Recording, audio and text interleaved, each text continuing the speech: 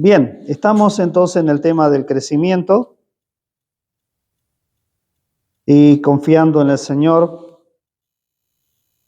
Vamos a ver en el libro de Efesios, porque estamos dentro del propósito de Dios, porque es lo que Él preparó desde antes de la creación. Efesios capítulo 1, desde el versículo 3, y damos lectura hasta el versículo 10, ¿sí? A ver, empecemos con 2 versículos cada uno, por favor. Bendito sea el Dios y Padre de nuestro Señor Jesucristo, que nos bendijo con toda bendición espiritual en los lugares celestiales en Cristo, según nos escogió en Él antes de la fundación del mundo, para que fuésemos santos y sin mancha delante de Él. Y en amor, habiéndonos predestinados para ser adoptados hijos tuyos por medio de Jesucristo, según el puro afecto de su voluntad, para alabanza de la gloria de su gracia, por la cual nos hizo acepto en el amado. En quien tenemos redención por su sangre y el perdón de pecados, según la riqueza de su gracia.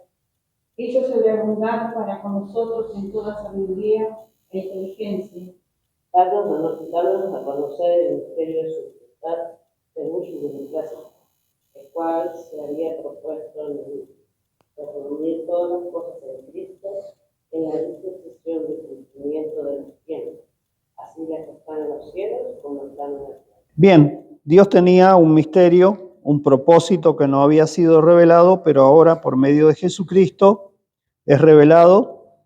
Y este propósito es un misterio de su voluntad, pero también dice la Escritura de su beneplácito, que Él se había propuesto en sí mismo.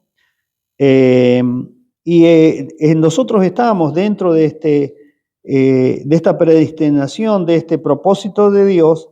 En el versículo 5 dice que en amor nos predestinó para ser adoptados hijos suyos por medio de Jesucristo según el puro afecto de su voluntad.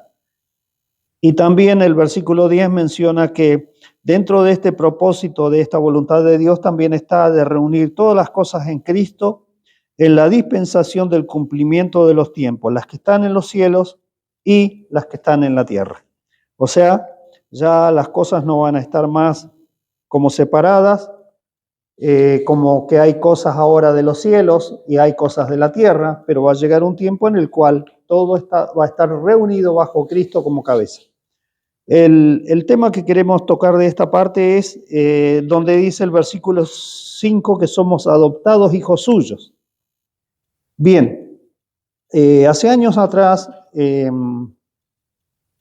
no teníamos el acceso que hoy se tiene a muchos libros y el conocimiento más exacto de las lenguas originales en los cuales fue escrita la palabra de Dios, especialmente el Nuevo Testamento. Entonces, esta palabra que se tradujo en la Reina Valera, adoptados, cuando se nos dice adoptado, nosotros siempre pensamos, al menos el día que yo escuché esta palabra, en la adopción natural. O sea, en la adopción natural, la adopción es poner como hijo a alguien que no pertenece, digamos así, como hijo natural. Eso sería la adopción. Bien, pero en la palabra de Dios, esta palabra tiene otro significado. Eso es lo que no alcanzamos a ver. Sí. Bien, ¿qué significa entonces, según la palabra de Dios, la adopción?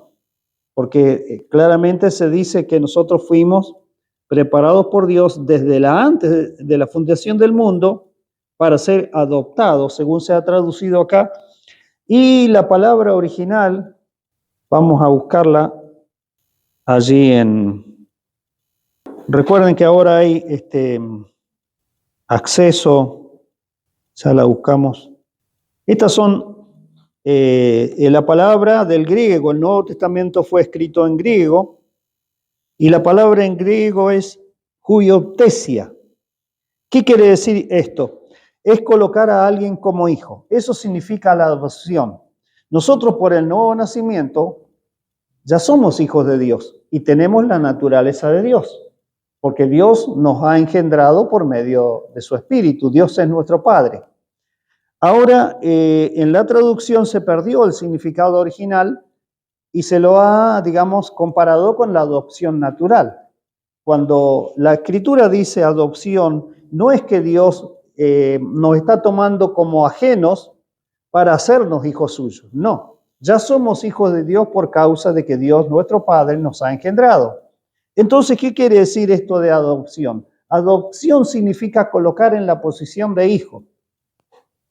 Esto es porque en las culturas antiguas, mientras el heredero, el hijo, era pequeño, parecía un esclavo más, o sea, jugaba con los esclavos, incluso muchos esclavos que eran maestros y tutores se encargaban de la crianza de ese niño, de enseñarle algunas cosas, hasta que, llegada cierta edad, generalmente el padre hacía una fiesta para presentar a su hijo, y entonces ese hijo era mostrado así, y recibía la capacidad de ya hijo crecido, que podía estar en los negocios de su padre.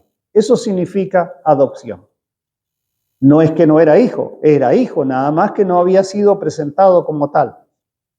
¿Por qué? Porque no tenía todavía la estatura, la edad apropiada y por lo tanto cierta sabiduría y conocimiento para dedicarse en los negocios del padre. También para nosotros, en cuanto al crecimiento espiritual como hijos de Dios, se usa esta palabra. Es como que Dios nos coloca como hijos, en el sentido que ya se ha alcanzado cierto crecimiento y madurez y por lo tanto ya hay una capacidad de poder estar en la administración de los negocios del Señor. Es un hijo que ha crecido, ya no es un hijo pequeño. Bien, entonces por eso debemos también desear el crecer. Esto está dentro de la voluntad de Dios. Él desea que nosotros crezcamos, que no permanezcamos como pequeños, porque estando sin crecimiento, estando pequeños, hay muchos peligros, muchos riesgos. Uno de los problemas le sucedió a los hermanos de las iglesias de Galacia. Recuerden que ellos fueron allí como desviados del crecimiento porque se apartaron de la gracia. Y Pablo les dice, ustedes han caído, dando a entender que la gracia de Jesucristo es un nivel más alto y ellos habían caído entonces a observar días, meses, costumbres y muchos ya hasta estaban pensando circuncidarse y guardar los mandatos de la ley. Entonces Pablo reacciona diciéndoles no.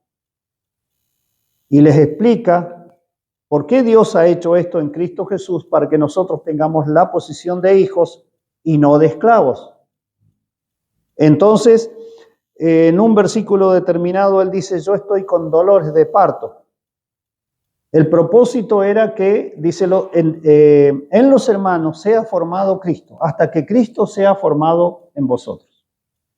Ese crecimiento, esa formación de Cristo en nosotros nos lleva entonces a una estatura en la cual ya compartimos de parte del Señor un desarrollo, un crecimiento, una sabiduría y tenemos entonces ya la capacidad de recibir de parte de nuestro Padre ciertos encargos, mandados, tal como a veces los niños cuando van creciendo.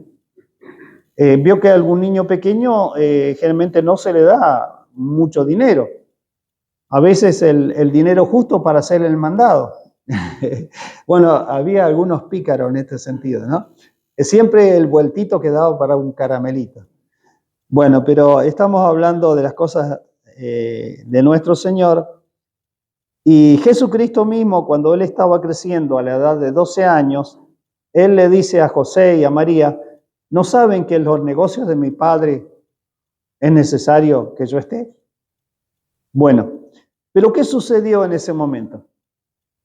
La Biblia no lo dice ahí, al menos en ese pasaje, directamente, pero entendemos que estaba sobre él ya el Espíritu guiándole.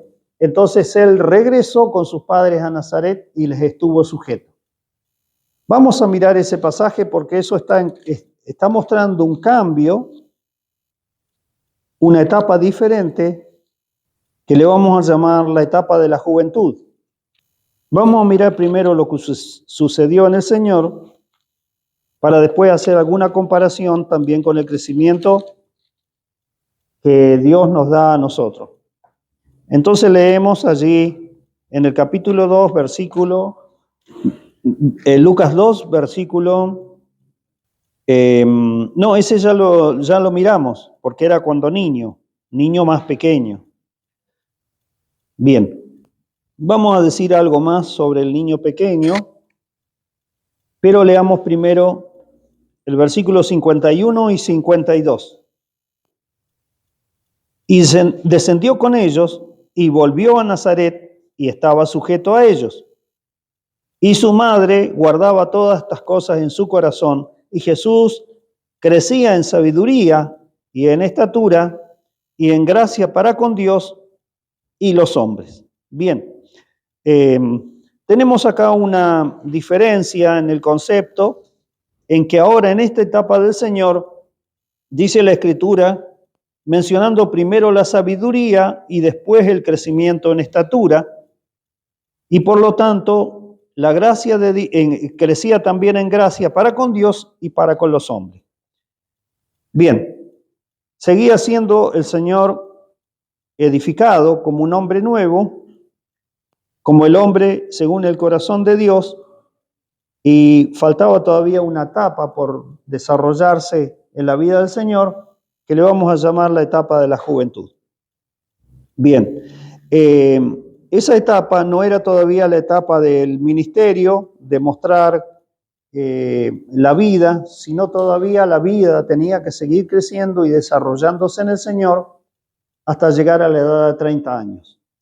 El proceso que pasó el Señor en ese tiempo fue un proceso diferente al de la niñez. Seguramente el Señor en su deseo era estar en los negocios del Padre.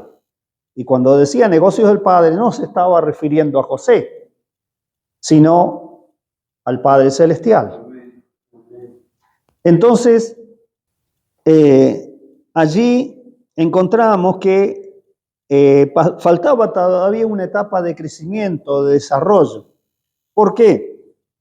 Si bien el Señor ya tenía una capacidad de mostrar la vida, porque Él estaba en medio de los escribas, de los intérpretes de la ley, escuchando y preguntando, y ya tenía plena conciencia de quién era Él y para qué había venido. Pero faltaba edificar el hombre nuevo según el corazón de Dios, que sea aprobado. La Escritura en el libro de Hebreos menciona que el Señor fue tentado en todo, pero sin pecado. Bueno, esa fue la etapa que el Señor también vivió, y gracias a Dios porque Él vivió por nosotros.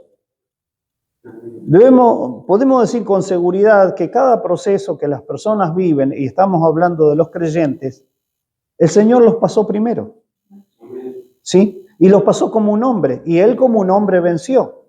Con la vida que estaba en Él venció esas circunstancias, esas dificultades, esos procesos que la misma vida nos presenta.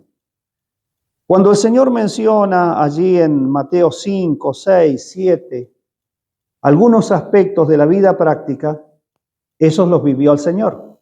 Los vivió mientras estaba en Nazaret, mientras se estaba desarrollando y creciendo bajo la voluntad de Dios. El libro de Hebreo, en el capítulo 10, nos menciona algo referente a la ley. La palabra profética dice: sacrificios y ofrendas según la ley no quisiste, no te agradaron. Entonces dije: he aquí, vengo a hacer tu voluntad, prepárame un cuerpo. Después pueden buscarlo en el libro de Hebreos. ¿Esto a qué se refiere? Es una palabra, perdón. Bien, Es una palabra profética con respecto a la venida del Señor como un hombre. En su vida humana, en su vida que Él pasó en el crecimiento allí en Nazaret. El Señor tuvo que seguir viviendo como un hombre todos los procesos de la vida humana hasta el desarrollo completo, pasando pruebas y circunstancias. ¿Para qué?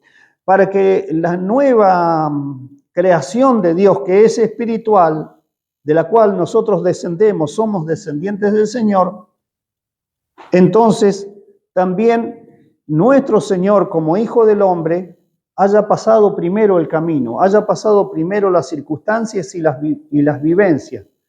¿Y qué sucedió en el Señor? Él preparó cada circunstancia, cada respuesta de acuerdo a la voluntad de Dios. Nosotros a veces tenemos una tendencia, ¿no? Y el Señor mismo la expresó en una ocasión enseñando. Dice que había un padre, tenía 2 hijos, y al uno le dijo, ve y haz aquello. Y el hijo le dijo, sí, papá, yo voy a ir y lo hago. Y aquel que había dicho, yo lo voy a hacer, no lo hizo. Y le dijo al otro, bueno, anda y hacelo. Y el otro fue y lo hizo. O sea, dando a entender que, bueno, nosotros como personas, a veces cuando viene la voluntad de Dios para nosotros no estamos dispuestos. No tenemos esa capacidad de cumplir la voluntad de Dios. A veces queremos, pero después no podemos. La mayoría de las veces, a mí me ha sucedido que primero yo quería y después ya no quería. Sí, porque a veces la voluntad de Dios nos pone en aprietos. Y ahí no va la obediencia, porque un tema es, yo creo que la carne nunca va a querer. Claro. Es algo que ya lo tenemos ahí, sabemos. Sí, el tema es que el Señor dijo algo también. La carne está enferma. La carne no quiere, va a buscar excusas, no tiene capacidad para hacerlo. El espíritu siempre está dispuesto, pero la carne está enferma. Bien, entonces lo que hizo el Señor fue siempre estar dispuesto, siempre obedecer.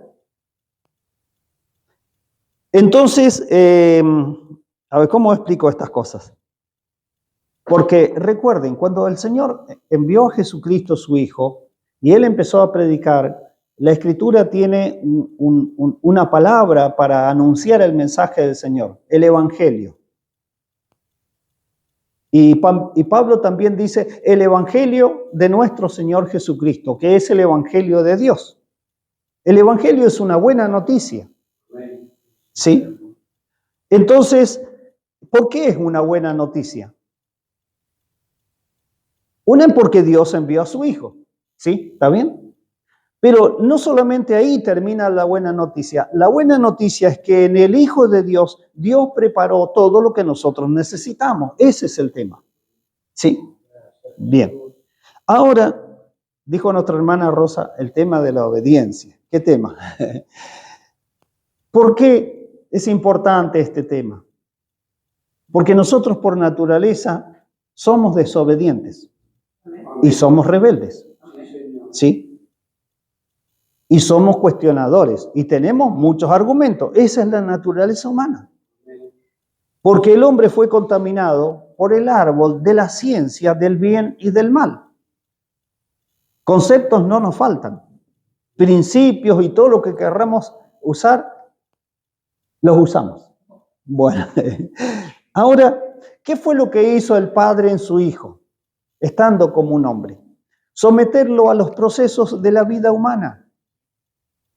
No solamente a los procesos, digamos así, de los requerimientos espirituales. ¿Dónde el Señor fue formado? En los procesos de la vida humana. ¿Dónde el Señor aprendió obediencia? Vamos al libro de Hebreos capítulo 5.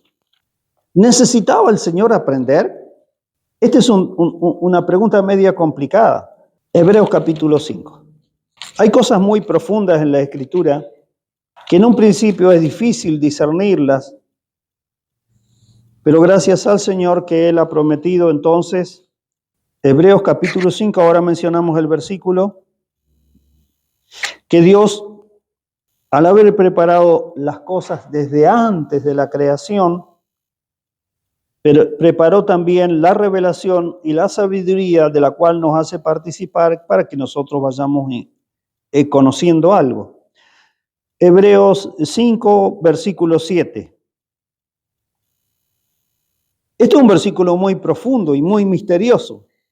Y Cristo, en los días de su carne, es decir, de su humanidad, ofreciendo ruegos y súplicas con gran clamor y lágrimas al que le podía librar de la muerte, fue oído a causa de su temor reverente. Y aunque era hijo, por lo que padeció, aprendió la obediencia. Y habiendo sido perfeccionado, vino a ser autor de eterna salvación para todos los que le obedecen. ¿Sí? Bueno, esa es la vida, esa fue la vida del Señor. Entonces, en cada situación de la vida, el Señor fue probado, fue tentado, fue probado en todo. Entonces la Escritura dice en Hebreos capítulo 2, pero sin pecado.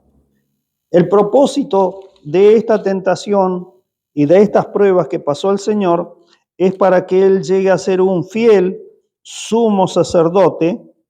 Hebreos capítulo 2 dice, versículo 12, por lo cual debía ser en todo semejante a sus hermanos, para venir a ser misericordioso y fiel sumo sacerdote en lo que Dios se refiere, para expiar los pecados del pueblo. Pues en cuanto él padeció siendo tentado, es poderoso para socorrer a los que son tentados. Entonces, este proceso que el Señor vivió como un hombre, lo fue preparando para después, en la expresión, en su ministerio, el ser absolutamente fiel y ya tener todos los principios desarrollados de la vida del Espíritu en sí mismo para poder expresarlos y manifestar ahora la voluntad de Dios, no solamente en una vida sin pecado, en una vida justa, en una vida de bondad, de misericordia, de frutos, sino también en una vida que exprese el poder de Dios, los milagros de Dios, la misericordia de Dios, el favor de Dios para los pecadores, la gracia de Dios, ¿sí? Tenía que ser manifestada por el Señor, pero primero Él fue preparado en sus aspectos humanos, porque ¿dónde va a transitar la vida de Dios y el poder de Dios? ¿Cuáles son los elementos que va a usar? Exactamente, nuestro corazón incluye nuestra mente, nuestras emociones, nuestra voluntad y por supuesto nuestro cuerpo. Por eso es que también nosotros tenemos que ser preparados y tenemos que ser edificados con esa vida que el Señor vivió. Bien, ahora vamos a ir al tema de la obediencia. La obediencia nos presenta un gran problema porque cuando uno lee ciertos pasajes, parece que somos como llamados a obedecer y punto, como que no hay ninguna objeción, no puedo poner ningún pero ni absolutamente nada. ¿Qué hago en esas circunstancias? Bueno, antes no teníamos esta luz y acudíamos a nuestra capacidad de obedecer. Y encontramos a veces muchas personas que tenían cierta capacidad de obedecer, pero por medio de las experiencias vividas, encontramos que muchas personas obedecían genuinamente, de corazón, pero la mayoría no. No obedecíamos así. Obedecíamos exteriormente. Obedecíamos, pero de apariencia, no de corazón. Entonces esa obediencia no sirve. Ahora, el Evangelio ¿es para los que tienen un carácter dócil y obediente? ¿Y los otros? Pregunto, ¿por qué el Evangelio es para todos y no solamente para algunos? Si nosotros miramos Romanos capítulo 5, vamos a encontrar algunas respuestas, juntamente con otros de estos versículos que ya hemos leído. ¿Por qué? Porque primero hubo un hombre que obedeció. Y ahora entonces, la obediencia nuestra no pasa por nuestra capacidad de obedecer, sino que pasa por la gracia que viene de aquel que obedeció. O sea, si nosotros no tenemos obediencia, generalmente no la tenemos, algunos pueden tener más obediencia que otros, eso es natural, pero ya ese tipo de capacidad natural se está perdiendo, ya casi no queda. ¿De dónde sacamos para obedecer y ser sumisos? ¿Vio la palabra que escuchamos en Sarmiento? ¿De dónde sacamos para ser así? De aquel que vivió primero que nosotros, nuestro Señor Jesucristo. ¿Quién vivió la perfecta vida cristiana? Solamente uno, Jesús. Nadie más. Entonces nosotros tenemos que tomar de Él para ser obedientes. Así como tomamos de Él para ser mansos y humildes de corazón, también tenemos que tomar de Él para poder ser obedientes. Si no, hermanos, no hay obediencia. Hay obediencia hasta cierto punto, nada más. Hay una expresión en el libro de Job. Y esta expresión es palabra de Satanás. Sí. Satanás conoce bien al hombre. Entonces la expresión de Satanás delante de Dios fue así. Piel por piel. Todo lo que el hombre tiene dará por su vida. Como diciendo de Job, déjamelo a mí un tiempito y vas a ver cómo yo lo trabajo de tal manera que va a renegar de ti. Qué cosa, ¿no? Ahora, Satanás se ve que parece que conocía la naturaleza humana, pero no conocía el obrar de Dios. Ahora, Satanás también nos conoce a nosotros, ¿sí? Pero ¿saben qué? Satanás no conoce el obrar de Jesucristo. No tiene acceso a lo que Jesucristo es. Solamente los redimidos tenemos acceso. ¿Sabe que en el trono, delante del trono de Dios, delante de las huestes espirituales, hay una escena allí en San Juan capítulo 5, donde se presentó un libro. Y la Escritura dice que nadie podía ni abrir, ni leer, ni mirar este libro siquiera. Entonces Juan empezó a llorar. ¿Cómo? No hay nadie, absolutamente uno que tenga las propiedades, que pueda tomar el libro de la mano de Dios, leerlo y desatar sus sellos. Entonces Juan lloraba, porque parece que todo estaba estancado ahí, no se podía avanzar más y no había alguno digno de tomar ese libro. Entonces se le acercó un anciano y le dice, no llores, porque aquí el león de la tribu de Judá ha vencido y él es digno de abrir el libro y de desatar sus sellos, para que todos los sucesos que vienen sigan sucediendo, sigan pasando y el plan de Dios sea concluido. Ahora, ¿qué vieron todos los seres celestiales? Un león. Ahora Juan dice, yo me volví para mirar, dice, y vi un cordero como inmolado. Vio esa visión, ese conocimiento de Cristo, solamente lo pueden tener los redimidos. No lo tienen las huestes celestiales que son, digamos así, obedientes a Dios, ni tampoco los que fueron desobedientes a Dios, ni los demonios, ni Satanás, ni sus principados, ni absolutamente nadie. No conocen quién es Jesucristo. Nosotros sí, podemos conocerlo. Entonces el Señor fue visto en esa naturaleza humana cuando Él se entregó en la cruz por nosotros, como el hombre, como el cordero preparado de Dios para la redención. Esa es entonces la visión, la revelación que tenemos nosotros de nuestro Señor Jesucristo, y por lo tanto nosotros somos llamados por Dios para participar de esa gracia, de ese poder, de esa naturaleza que tiene Jesucristo. Él es el que venció. Y por lo tanto, lo que nosotros necesitamos para vencer, tenemos que tomarlo de Él. Y eso se va desarrollando a medida que nosotros también crecemos. ¿Sí? Bien. Ahora, pastor, ¿dónde queda la palabra lo siento o no lo siento? ¿Lo siento hacer o no lo siento hacer? Esa palabra no tendríamos que usarla más. Lo que tenemos que hacer nosotros está escrito principalmente en Romanos capítulo 12, versículo 2. ¿Sí? Ahí está. Nosotros, como hijos de Dios, tenemos que conocer la voluntad de Dios, que es buena, agradable y perfecta. Entonces, el que no conoce la voluntad de Dios puede decir, lo siento o no lo siento. Pero Dios nos llamó a conocer su voluntad. ¿No dijo el mismo Señor, libro de Hebreos, capítulo 10, prepárame un cuerpo, he aquí yo vengo a hacer tu voluntad?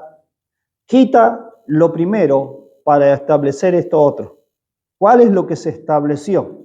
La voluntad de Dios hecha a través de Jesucristo, su Hijo, viviendo como un hombre y culminando en la cruz para nuestra redención. Nosotros estamos llamados a vivir en esa voluntad. Todo lo demás está fuera del plan y de la voluntad de Dios. Entonces, ¿alguien puede decir lo siento? Cuando es un niño puede decirlo, pero cuando ya ha llegado a los 12 años, es una edad espiritual, ya no puede decir más, ya lo siento o no lo siento, quiero o no quiero, no. Ahora la voluntad de Dios se va a establecer en nosotros. Entonces también a esta etapa de la juventud tenemos que darle un nombre. ¿Qué nombre les ha dado los hermanos que han experimentado y han conocido esto antes que nosotros? Estamos hablando de hace 30, 50, 100, 200, 400 años atrás y más también. ¿Cómo le llamaban estos hermanos a esa etapa? El camino de la cruz. Es eso que el Señor dijo, si alguno quiere seguirme, niéguese a sí mismo, tome su cruz cada día y sígame. Bueno, esa es la etapa. Esa es la etapa de la juventud. La etapa de la juventud es una etapa muy linda.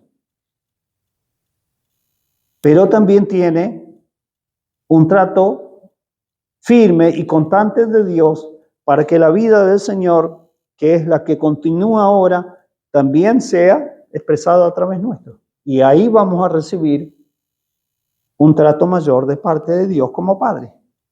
Eso de tome tu cruz sería negar nuestra voluntad para que sea la voluntad de Dios en nosotros. Exactamente, sí, sí. Ya no es la cruz de la cual nos habla el libro de Romanos, que es nosotros muriendo con Cristo en la cruz. No, esta, podemos decir así, es la cruz que se lleva después de la resurrección. Nadie que no haya experimentado o vivido la resurrección por medio de la fe puede llevar la cruz de la obediencia y del sometimiento a Cristo como Señor. Esto también es algo experimental. Uno aparenta obedecer, uno aparenta seguir, pero en realidad no está obedeciendo ni está siguiendo. ¿Qué necesitamos primero? Bueno, la resurrección, porque sin la vida de resurrección nosotros no podemos llevar la cruz. ¿Pedro pudo llevar la cruz antes de la resurrección? No, nada, ni un poquito, ni cerca quiso estar. Todos los apóstoles también escaparon. Ninguno quiso llevar la cruz. Pero después de la cruz, Pedro estaba preparado. La cruz significa en la resurrección la obediencia y el sometimiento a Cristo. Pero también debemos decir que la obediencia y el sometimiento a Cristo no depende de condiciones naturales, sino de la vida que va creciendo en nosotros. Si nosotros hay algo que no podemos superar, no tenemos que pedir la victoria al Señor a veces. O sea, vamos despacito. No tenemos que pedirle la victoria al Señor. No, tenemos que pedirle que genere una mayor capacidad de vida en nosotros. Entonces vamos a vencer. Si no, no. Esto es un poco fuerte, pero hay que decirlo así tal como es. Y por eso es que estamos pidiendo mucha gracia del Señor en esta etapa, para que también los hermanos que el Señor ha llamado para esta tarea, para esta labor en su casa, tengan esta experiencia y ellos se la puedan transmitir a otros hermanos. ¿No podés? ¿No tenés? Bueno, hay que presentarle a Cristo y hacerle ver esos aspectos también donde Cristo es el vencedor y la vida que Él tiene es la que va a vencer. Si no, no hay forma de vencer. Mire, le podemos meter, y acá digo algunas cosas que son, parece, contra todo lo que se ha enseñado en las iglesias. Le pueden meter mucha oración, mucha Biblia, mucho ayuno, mucha actividad y no pasa absolutamente nada. No hay manera, hermanos. Sí. Solamente la vida de Cristo expresada a través nuestro y la cruz de Cristo aplicada en distintas áreas de nuestra vida es lo que nos va a dar la victoria. Aún la cruz ya en nuestra resurrección es una experiencia de vida, no de muerte, porque es la cruz de Cristo. No es la muerte de la muerte, porque la muerte fue vencida por el Señor. Nosotros ya no tenemos nada que ver ni con Satanás, ni con la muerte, ni con nada. No. Esas son cosas de nuestro pasado, de nuestra vieja naturaleza. Nuestra relación ahora es directa con el Señor. No pasa por la experiencia, digamos así, la experimentación de vida más importante que necesitamos en este tiempo es creer que hemos muerto con Cristo y hemos resucitado con Él. Porque eso es un principio. Entonces, yo creo que eso incluso marca el dejar atrás la niñez y empezar a vivir una juventud como un hijo que se está desarrollando. Entonces, ya tiene acceso a ciertas cosas que antes no teníamos. A ver, es como hoy la edad en lo natural en algunos países creo que sigue siendo a partir de los 21 años, pero en otros se ha rebajado un poco. Vio que acá en nuestro país los jóvenes ya de 16 años pueden votar. Creo que no sé si a los 17 años ya pueden acceder al registro de conductor. Y así hay muchas otras cosas que ya un joven está como capacitado para hacer, digamos, autorizado por las leyes. Se está incluso ahora hablando de bajar la edad de poder acusarlo penalmente y ya a partir de los 14 años tratarlo como una persona adulta. Hay en otros países que ya existen estas leyes, dando a entender que esa persona tiene pleno conocimiento y responsabilidad por sus actos. Bueno, entonces cuando pasamos a la vida de resurrección, Dios nuestro Padre es el que va a tratar directamente con nosotros para que la vida de Cristo pueda ser expresada. Cuando la palabra habla de los juicios de Dios, no tenemos que tenerle miedo a los juicios de Dios. Es más, tenemos que darle gracias a Dios por su juicio, porque la Escritura dice claramente que a veces Dios trae juicio sobre nosotros para que no seamos condenados con el mundo. ¿Por qué? Porque somos hijos. No somos, ¿cómo que dice? Bastardos o esclavos, no. Entonces ese trato de Dios es bueno para nosotros. Porque a veces podemos estar equivocados y no nos damos cuenta. A veces pueden suceder cosas y como que el corazón se endurece, pero cuando vienen los juicios de Dios, a veces las personas reflexionan. Y si no, Dios se los tiene que llevar. Antes del tiempo de la culminación del proceso de crecimiento. Porque la voluntad de Dios es que crezcamos y no desarrollemos hasta la madurez. La madurez es una etapa de seguridad, una etapa donde se ha alcanzado un desarrollo y la vida puede fluir en su plenitud.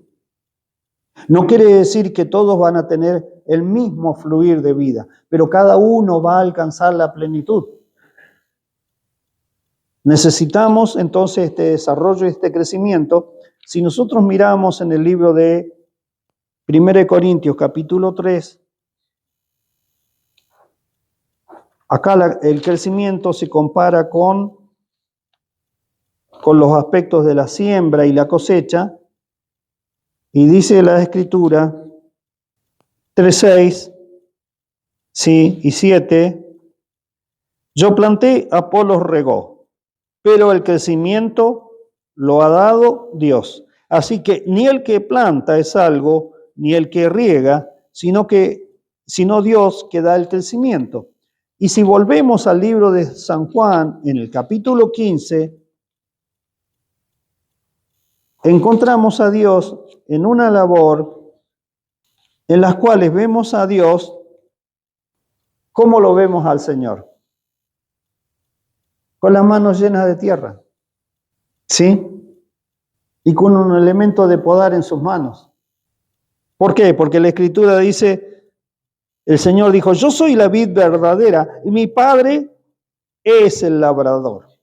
El labrador es el que se dedica a atender la planta, a podarla, pero también se dedica a traer hacerle el pocito para que el agua se resuma ahí, a sacar los yuyos, las malezas, porque el deseo de Dios como labrador es que esa planta produzca fruto, y más fruto, y mucho fruto. Entonces, Dios da el crecimiento.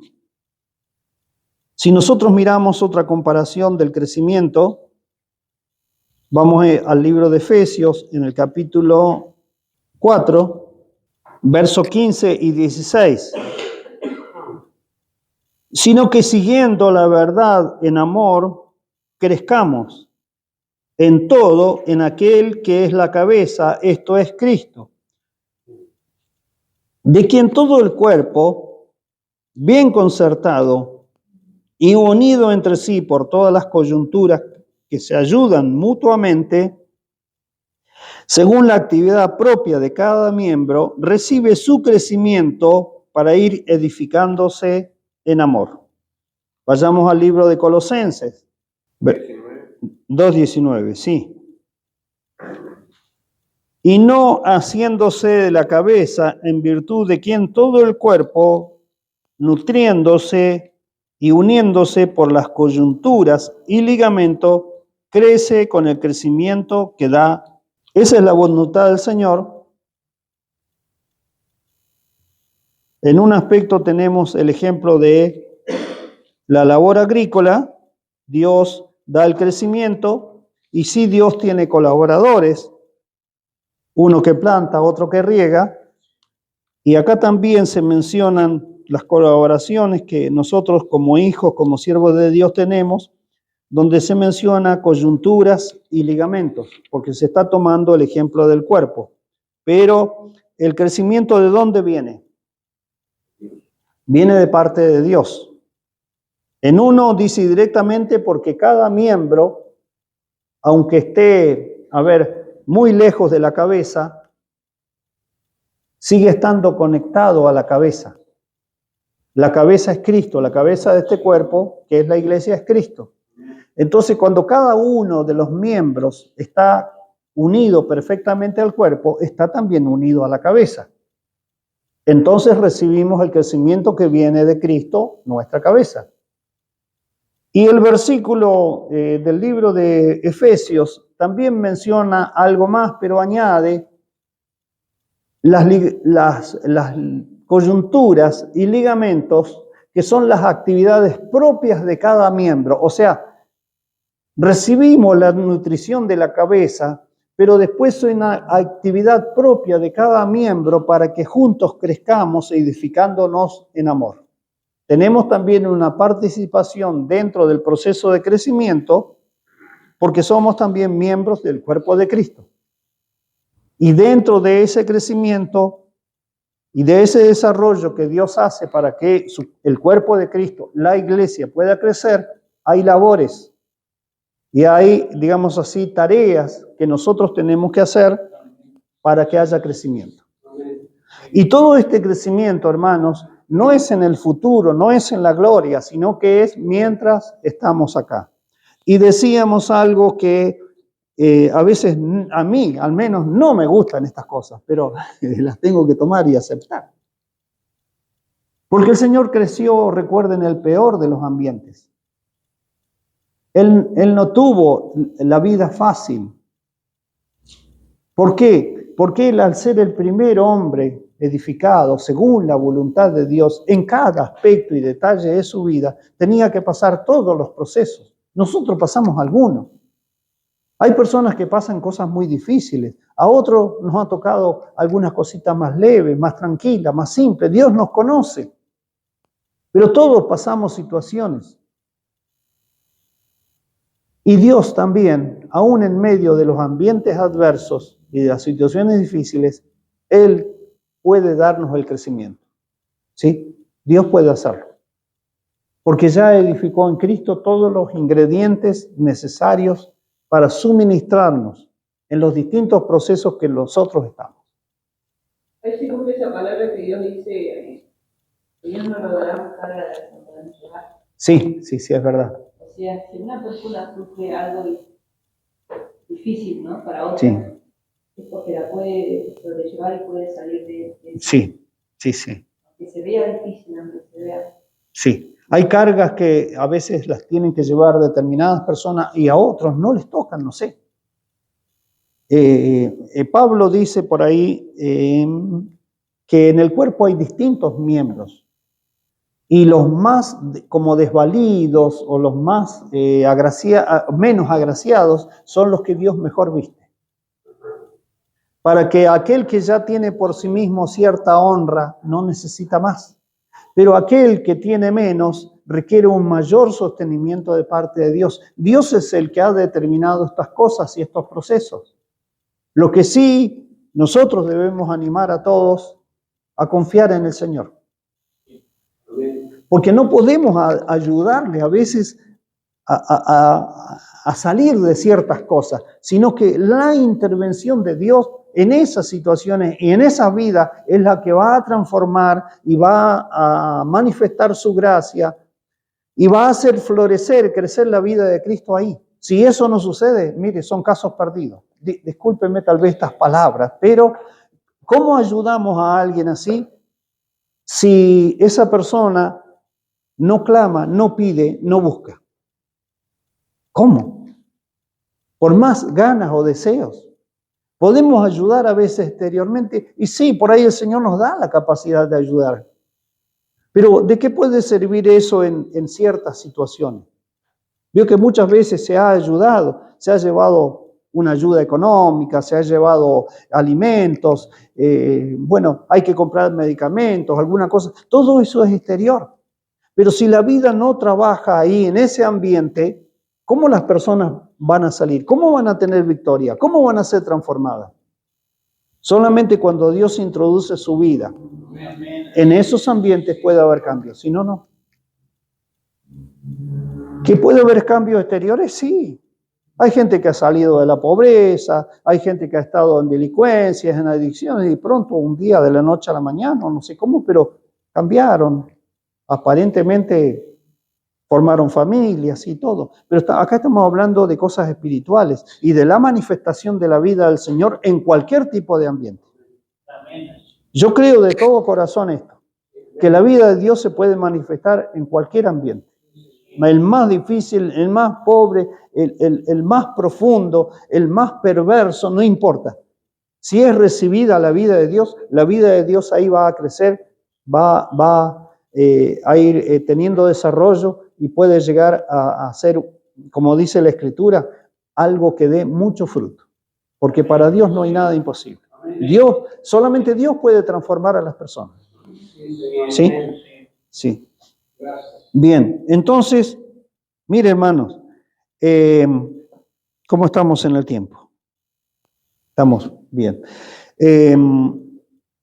Quería hablar un poquito, volver un poquito al tema de la infancia, del desarrollo, del crecimiento. Es importante esa etapa podríamos decir, de la niñez. El Señor vivió esa niñez. No hay detalles ahí. Pero sí tenemos detalles después en la enseñanza de los apóstoles. Pedro dice, deseen, como niños recién nacidos, la leche no adulterada, para que por el medio de ella crezcáis en salvación. ¿Sí? Pablo habla a los hermanos diciendo, ustedes son niños carnales. El original dice, nepios sárquicos. Nepios es un niño pequeño y sárquico es que están influenciados y hasta a veces dominados por la carne.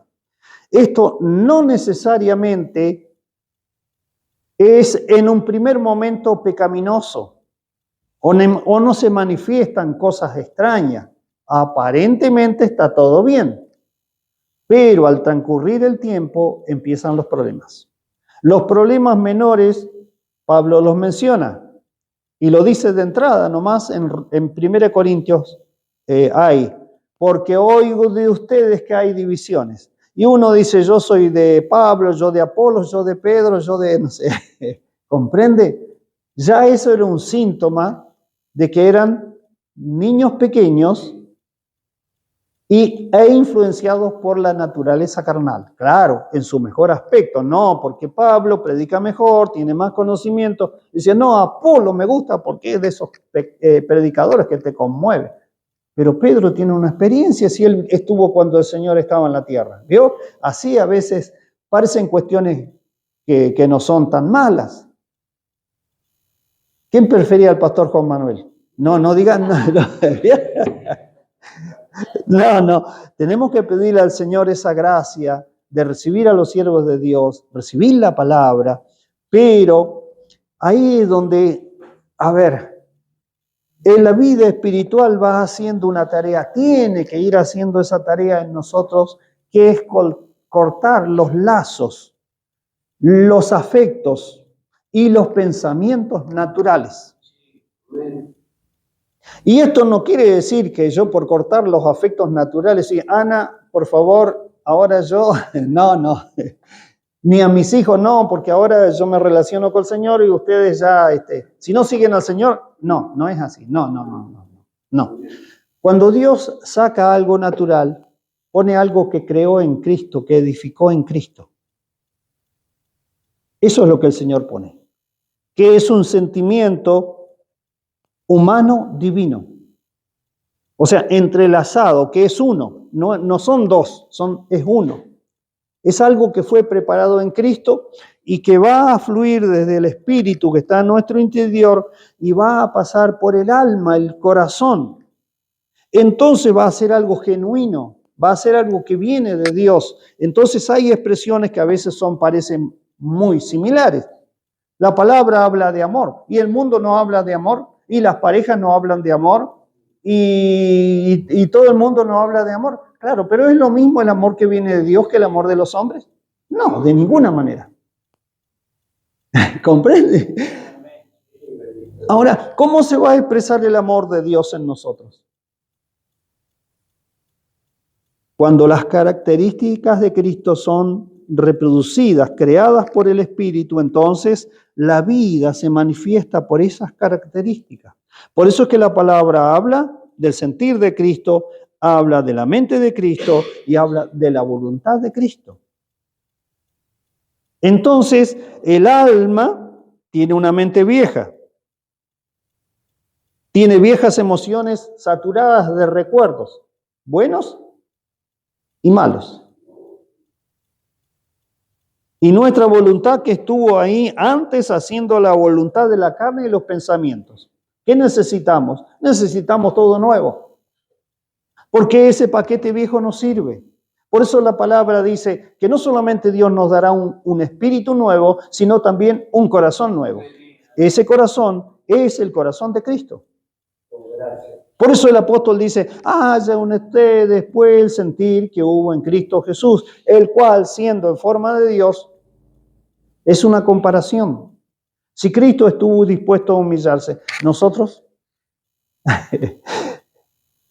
si Cristo, podríamos decir así, estuvo dispuesto a dejar ese rango de gloria que Él tenía junto con el Padre, nosotros, por eso el Señor les dijo a los apóstoles cuando estaban discutiendo entre ellos, dice, entre las naciones los gobernantes se enseñorean, toman dominio. manejan las cosas, pero entre ustedes no será así.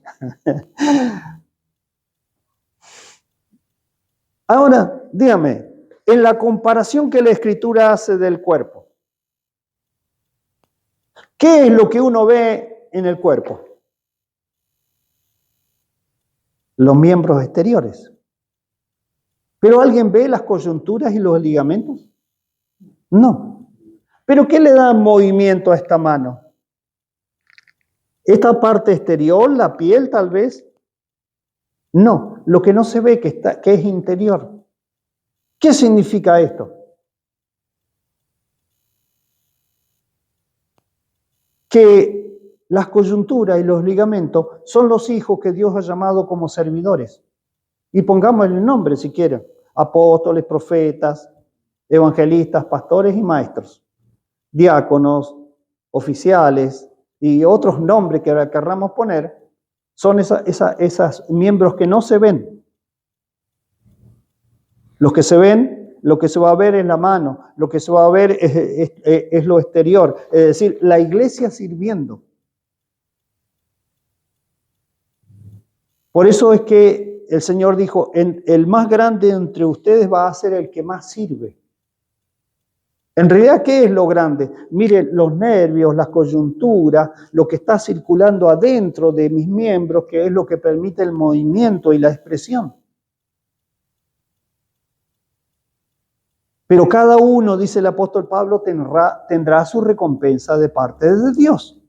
Pero en cuanto a la labor y los rangos, nosotros tenemos que tener el sentir de Cristo. Y Pedro, el apóstol Pedro, se asocia con este pensamiento del Señor cuando él dice: yo también soy un anciano como ustedes. Es decir, cuando yo estoy ahí, yo soy como un pastor más. Y a los jóvenes les dice: jóvenes, sométanse a los ancianos, y todos sumisos unos a otros, porque está dando a entender una armonía y una comunión dentro del cuerpo de Cristo para que allí haya un crecimiento, un desarrollo. Y todo va sucediendo en esa etapa que el Señor ya la vivió primero, que es la etapa de la juventud, donde Él en cada proceso vivido, en cada determinación que tenía que tomar, en cómo Él aplicaba su sentimiento y su consideración de las distintas situaciones que Él vivía y que presenciaba, se tenía que hacer la voluntad de Dios. Mire qué labor que tuvo el Señor entre los 12 y los 30 años. Entonces ahora, esa vida que pasó por el proceso de la muerte, sepultura y resurrección, el apóstol Pablo le dice: ahora Dios tiene riquezas en gloria en Cristo Jesús. Y también menciona que Dios nos ha, ¿cómo es que dice Efesios 1:3? A ver si alguien lo encuentra rápido y lo lee, por favor, Efesios 1:3. Bendito sea el Dios y Padre de nuestro Señor Jesucristo, que nos bendijo con toda bendición espiritual en los lugares celestiales en Cristo. Vamos a mirarlo al revés, en Cristo. ¿En qué lugar? ¿Dónde? En los lugares celestiales. ¿Y qué cosa es? Bendición espiritual. ¿Y qué cantidad de bendiciones? Toda bendición espiritual. Porque Dios la elaboró y la preparó en Cristo. Entonces el Señor tiene toda esa riqueza, todo ese poder, toda esa gracia, todas esas vivencias elaboradas en sí mismo. Por eso es que dice: nosotros, asidos a la cabeza, somos nutridos y crecemos. Ahora, ¿qué tiene, Sí. pastor? Porque muchas veces nos cuesta entenderlo, ¿cierto? Y nos cuesta ponerlo en práctica. Tiene que venir un proceso muchas veces en nuestra vida, ese proceso fuerte, para que podamos entender, podamos ver, podamos comprender. Sí, es que, a ver, ¿qué podemos decir, hermano? Somos duros, porque nosotros no deberíamos, o no sería necesario que vivamos esos procesos si tuviésemos un sentir interno más sensible a la voz de Dios. Eso es. Pero ¿cuál es el tema? Yo voy a ser muy sincero en esto, en que muchos de nosotros, por distintas circunstancias, Estuvimos mucho tiempo como nepios sárquicos, o sea, niños carnales, viviendo aparentemente, pero eran los buenos aspectos de la carne, o de los principios del mundo, o de los principios de la religión evangélica, la cual nosotros conocimos. Y entonces había muchos hermanos que a veces dejaban fuera la palabra, decían, no, pero cuando se tocaba la guitarrita era mejor. Era más lindo al gusto de la persona, pero lo mejor ni siquiera había sido probado, porque lo mejor es la palabra de Cristo, lo mejor es lo que Cristo preparó. No hay otra cosa mejor que esa. Entonces, si nosotros no hemos gustado a Cristo, no hemos tomado lo que Él tiene, ¿sabe qué tenemos? No tenemos nada. Esa es la realidad. Todo lo que tenemos es apariencia. Y como dice la palabra en 1 Corintios 3, es heno, es madera y es hojarasca. No es ni oro, ni plata, ni piedras preciosas. Edificamos a nuestra propia manera. ¿Y qué hizo el Señor entonces como Padre? Y lo hizo en su misericordia. Dejó que el fuego de la prueba pase. ¿Y qué sucedió con nuestra edificación? No quedó nada. Pero él mismo será salvo como por fuego, dice. Nosotros quedamos solitos. Así, sin nada. Todo lo que habíamos edificado se desmoronó. A mí me sucedió eso. Sí. Hay intimidades que a veces uno, yo quiero contar, pero por ahí me retengo. Pero ¿sabe por qué un día mi esposa quiso ser maestra de escuela dominical?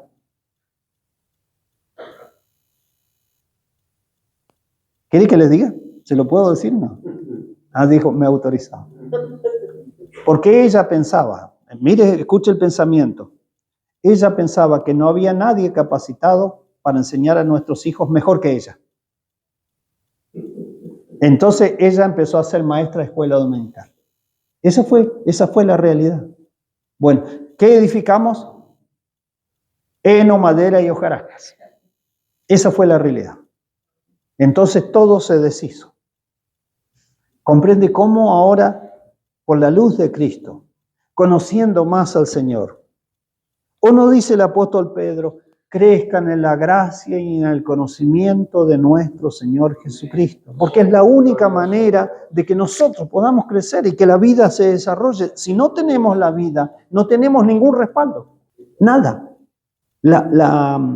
Hablando en lo natural, la vida de las personas es generalmente un respaldo económico. Bienes, amigos. No, porque yo conozco a fulano de tal. Eso es un respaldo. A veces sirve, a veces no, pero bueno. Sí, pero nuestro único respaldo es la vida que Dios preparó en Cristo. Y a esa vida se toma, esa vida se recibe, esa vida se distribuye en nuestro interior por medio de la fe. Y acá vamos, y este va a ser el tema de hoy, al menos de una conclusión, para que durante la semana reflexionemos sobre esto. ¿Por qué Pablo les dice niños carnales? O sea, nepios sárquicos. Porque nepio es un niño que no ha desarrollado el habla. Y generalmente un niño no desarrolló el habla porque todavía no tiene la capacidad de entender lo que escucha. Y hoy estaba meditando en este tema y me vino una palabra a mi mente que hace años la había escuchado. ¿Y sabe cuál es? La tuve que buscar en el diccionario para ver si la estaba escribiendo correctamente. Es silabeo. No es si la ves, ¿vio eso que se dice ahora? No. ¿La ves o no la ves? No, no es eso. Silabeo es con B larga. ¿Y qué significa el silabeo? Claro, lo tuve que buscar porque no me acordaba bien. Silabeo se usa en la primaria para que los niños desarrollen la capacidad de la lectura. ¿Y qué es el silabeo? Descomponer o agrupar las palabras en sílabas. Eso es el silabeo. Entonces lo primero que se le enseña a los niños pequeños es la M con la A, ma. Entonces, ¿cómo decimos mamá? Ma, M con A, ma. Ese es el silabeo, aunque parezca algo simple, pero los niños pequeños aprenden por medio del silabeo. El lenguaje español se aprende así. Hay otros idiomas que tienen otro desarrollo, pero en el lenguaje nuestro es el silabeo. Entonces se va desarrollando la capacidad de hablar y todos los niños, entonces, ¿cómo es que se les llama? El lenguaje castellano tiene una forma de expresión que es el silabeo, por ejemplo, que se dice, le hice una llamada.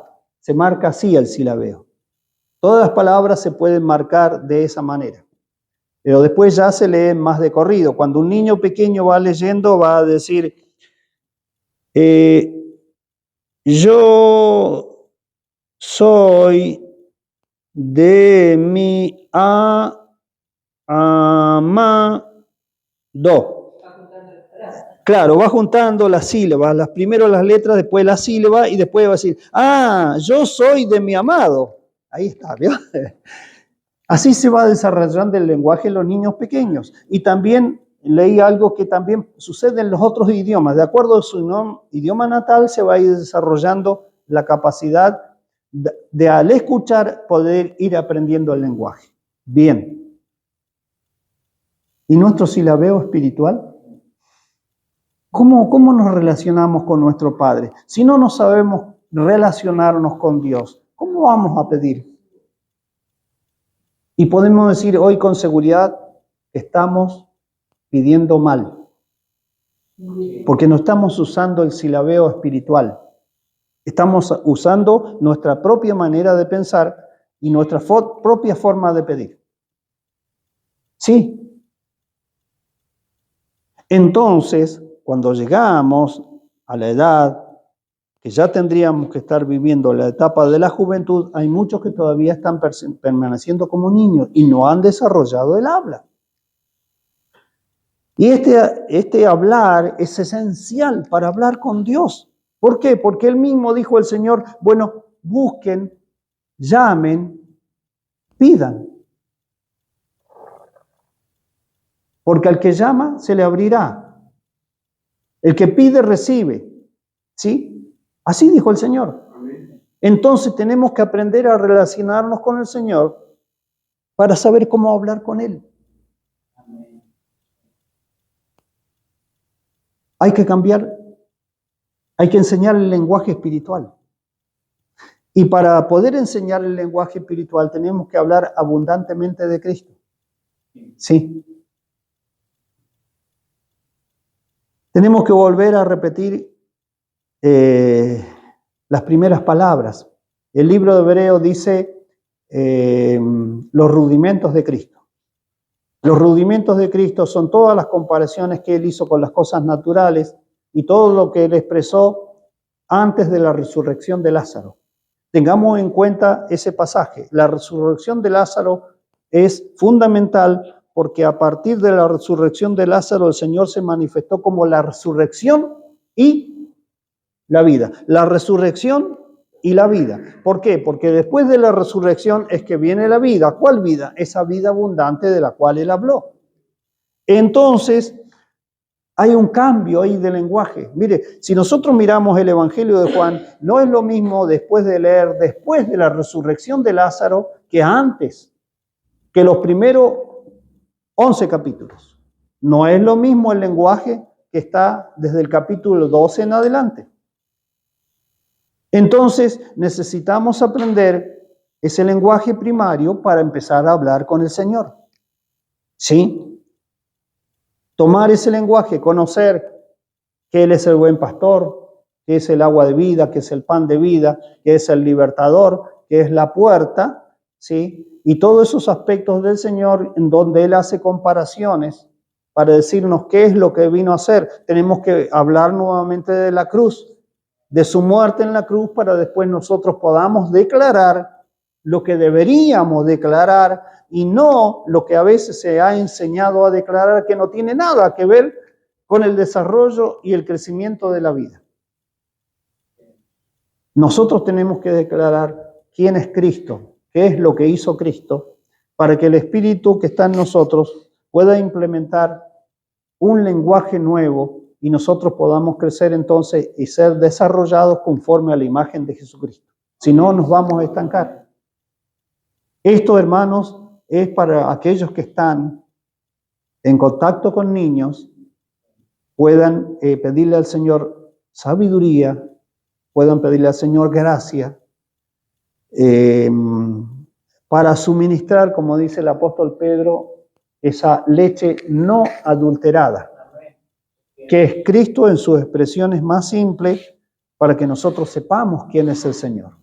Si no sabemos quién es Él, ¿a qué vamos a acudir?